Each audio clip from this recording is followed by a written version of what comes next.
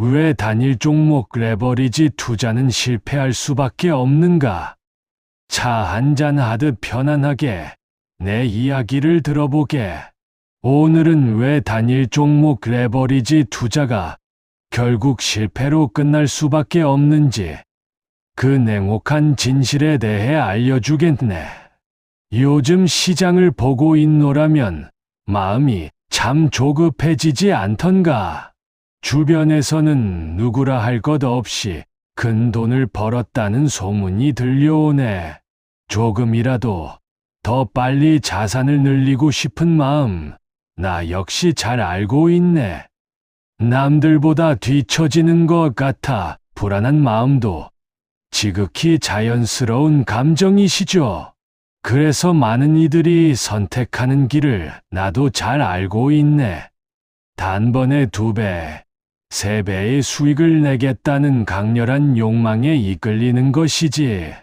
단일 종목 레버리지 상품에 손을 대는 순간 마치 자산 형성의 고속도로에 올라탄 것 같은 착각이 들곤 하지 않던가. 하지만 그 화려한 유혹 뒤에는 교묘하게 숨겨진 함정이 기다리고 있네.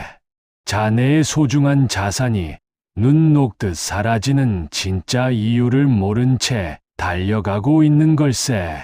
오늘 이 할배가 그 숨겨진 수학적 구조와 시장의 냉혹한 법칙을 아주 쉽게 풀어주겠네. 이 원리만 정확히 이해해도 자네는 평생 자산을 잃지 않는 강력한 무기를 얻게 될 것이네. 어떻게 하면 위험한 도박이 아닌 진짜 부자가 되는 투자를 할 수 있는지 그 명쾌한 방법을 알려주겠네. 최근 매일경제와 한국경제 같은 주요 언론 보도를 유심히 살펴보았는가? 경제신문 헤드라인마다 서학개미와 동학개미의 단일 종목 레버리지 매수세가 사상 최대를 기록했다는 기사가 쏟아지고 있네. 엔비디아 2배 레버리지인 NVDL이나 테슬라 2배 레버리지인 TSLL 같은 상품이 순매수 상위권을 휩쓸고 있다는 소식이지. 국내 시장에서도 삼성전자나 SK하이닉스 같은 대표 우량주를 기반으로 한 레버리지 상품에 엄청난 자금이 몰리고 있네.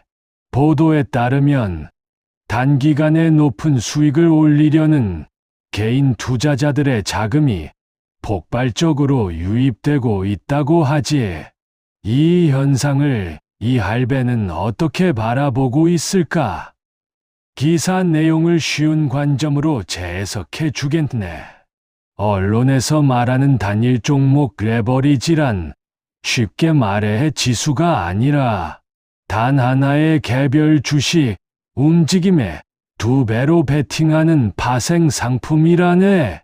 예컨대 엔비디아 본주가 하루 동안 3% 오르면 2배 레버리지 상품은 약 6% 상승하도록 설계된 금융 상품이지. 시장의 많은 이들이 엔비디아나 테슬라 혹은 삼성전자 같은 최고의 기업은 결코 망하지 않는다고 믿네. 어차피 우상향할 최고의 기업인데 2배 레버리지로 사두면 수익도 정확히 2배가 되지 않겠는가 하는 생각으로 접근하는 것이지. 지식 수준이 높은 지적인 대중조차도 이러한 논리적 착각에 아주 쉽게 빠져들곤 하네. 그러나 이것은 금융시장이 파놓은 가장 치명적인 착시 현상일 뿐이라네. 언론 기사는 화려한 자금 유입 규모만 조명하지만 그 이면에 도달할 결말은 제대로 경고해주지 않고 있네. 그렇다면 우리는 이 현상에 어떻게 대응해야 하겠는가?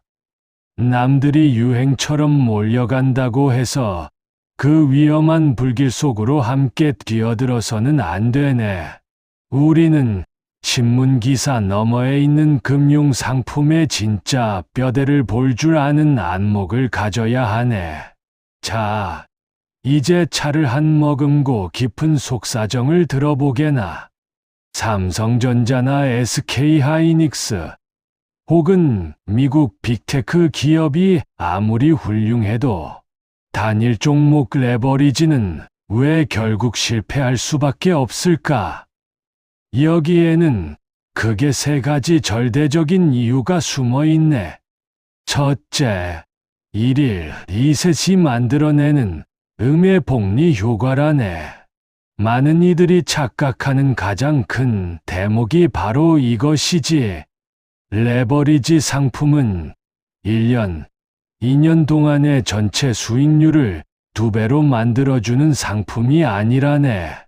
오직 오늘 하루 동안의 수익률 데일리 리턴만을 2배로 추종하도록 매일 저녁판을 리셋하는 상품일 뿐일세.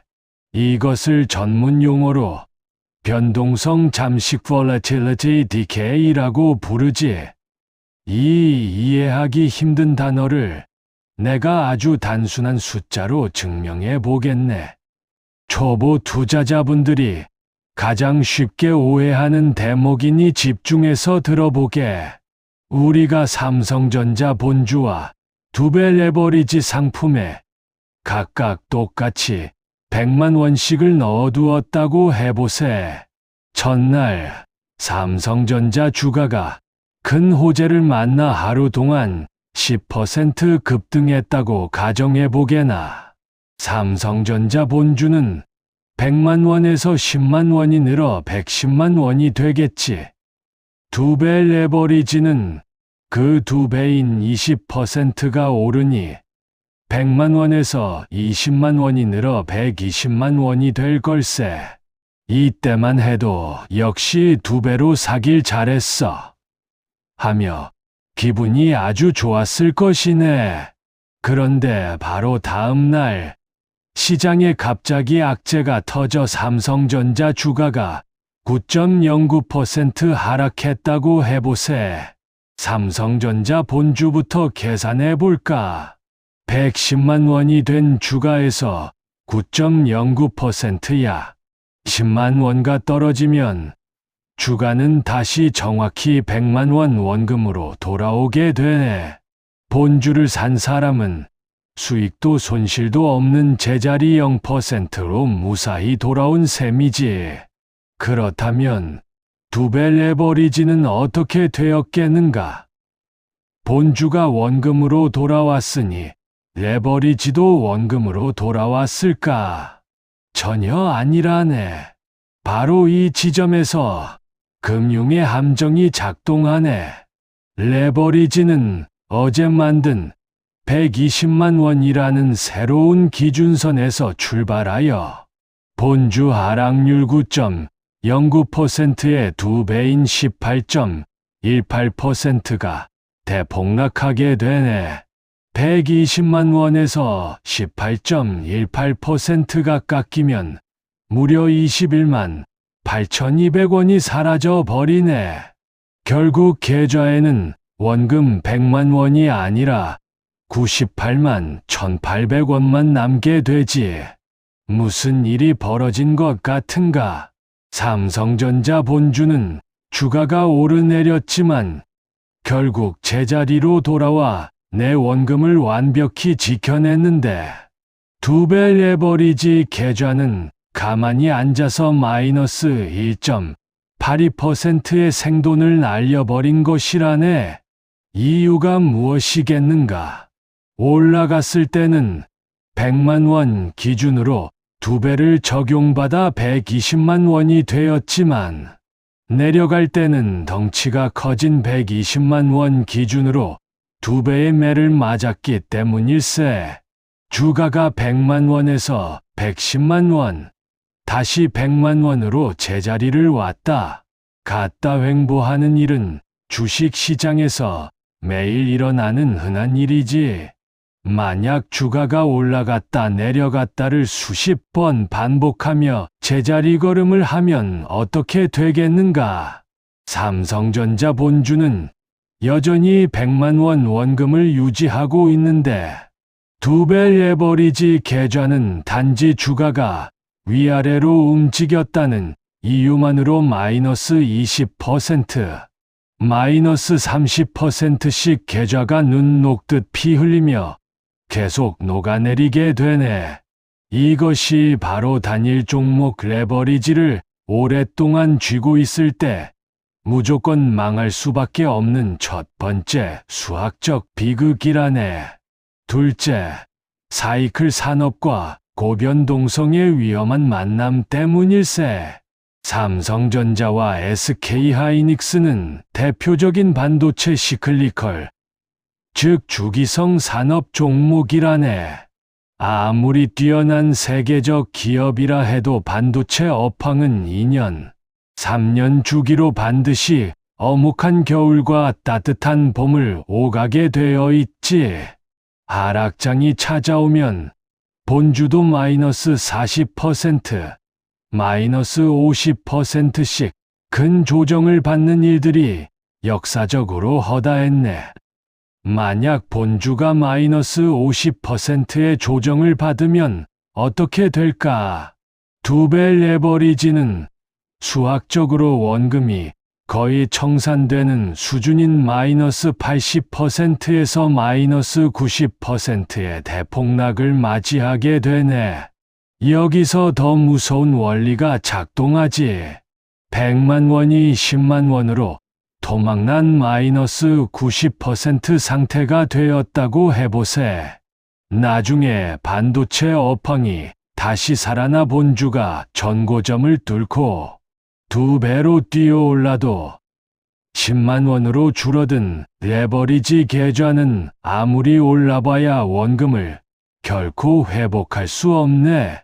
깎여나간 원금의 덩치가 너무나 작아졌기 때문이지. 빅테크 단일 종목 역시 마찬가지라네. 개별 기업은 지수와 달라서 단 하나의 악재나 실적 발표만으로도 하루에 10%, 20%씩 폭락할 수 있는 개별 위험을 안고 있네. 지수는 500개 기업이 서로 위험을 분산해 주지만 단일 종목은 방어막이 전혀 없는 맨몸 상태인 셈이지. 고변동성 단일 종목에 두 배 레버리지를 더하는 것은 폭풍우가 몰아치는 바다 한가운데 작은 돛단을 띄우는 것과 다름없네. 셋째, 눈에 보이지 않게 매일 차감되는 숨은 비용 때문일세. 삼성전자 본주를 사서 보유하는 데는 이자나 보수가 들지 않네. 하지만 두 배 레버리지 ETF는 자산운용사가 내 돈 절반, 그리고 금융기관에서 빌려온 돈 절반을 섞어서 만든 금융 파생 상품이라네. 남의 돈을 빌려서 두 배 효과를 냈으니 매일 무엇이 나가겠는가? 바로 빌린 돈에 대한 이자 금융 비용가 계속해서 발생하네. 게다가 매일 주가 비율을 맞추는 수합 계약 비용과 연 1% 안팎의 높은 운용 보수가 자네도 모르는 사이에 매일 계좌에서 차감되고 있네. 가만히 갖고만 있어도 계좌의 살점이 매일 조금씩 떨어져 나가는 구조라는 뜻이지. 자, 그렇다면 지적인 대중으로서 우리는 이 냉혹한 시장에서 어떻게 자산을 지키고 늘려가야 하겠는가? 현실적인 대응 전략을 몇 가지 일러주겠네. 첫째, 단일 종목 레버리지는 장기 투자나 적립식 투자의 대상이 결코 아님을 명심하게. 이것은 며칠 내로 명확한 모멘텀이 있을 때 아주 제한적으로 활용하는 단기 매매 도박용 도구일 뿐이네. 결코 자네의 소중한 노후 자금이나 인생의 기반이 되는 원금을 맡길 곳이 못 된다네. 둘째, 진짜 복리의 마법을 누리고 싶다면 레버리지가 아닌 우상향하는 자산의 본주나 넓게 분산된 지수 ETF에 집중하게. 미국의 S&P 500이나 나스닥 100 지수를 추종하는 ETF, 혹은 오랜 기간 검증된 우량한 개별 기업의 본주를 차곡차곡 모아가는 것이 훨씬 현명하네. 지수는 개별 기업처럼 한순간에 마이너스 90%로 청산당할 위험이 극히 낮고 세월의 흐름을 타고 우상향하며 진짜 복리의 열매를 안겨주기 때문이지. 해째, 변동성을 이겨내는 자산 배분 포트폴리오를 구축하게나. 주식 시장의 폭풍우 속에서도 마음 편히 잠들 수 있는 구조를 만들어야 하네. 현금 흐름을 창출하는 단단한 부동산, 단기 변동성을 극복하고 장기 희소성을 갖춘 비트코인, 그리고 꾸준히 성장하는 글로벌 지수 ETF, 이러한 우량 자산들을 골고루 나누어 담고 시간의 힘을 믿고 기다리는 것이야말로 강남의 진짜 부자들이 자산을 지키고 늘려온 오래된 지혜라네. 조급함은 투자의 가장 큰 적이라네. 남들이 2배, 3배의 빠름을 줬다가 계좌가 녹아내릴 때 우리는 정확하고 단단한 방향을 잡고 차분히 걸어가야 하는 법일세. 오늘 나눈 이야기들의 핵심이 정리 좀 되었는가? 금융시장의 화려한 유혹에 속지 않고 자산의 구조적 원리를 간뚫어 볼 수 있을 때 비로소 자네의 자산은 흔들리지 않는 반석 위에 올라서게 될 것이네. 단기적인 대박의 환상에서 벗어나 세월이 흘러도 변하지 않는 진짜 가치에 투자하게나. 이 할배가 언제나 자네 곁에서 고든 길을 비춰주는 등대가 되어주겠네. 어떤가? 강남 아파트 갖고 싶나? 그럼 부동산, 비트코인, 미국 ETF 등 강남 할배와 공부하면서 같이 가세. 구독하고 찬찬히 영상들 살펴보게. 강남 입성하는 그날까지 멘토가 되어주겠네. 오늘도 긴 이야기 들어주느라 고생 많았네. 차 따뜻할 때 마저 들게나.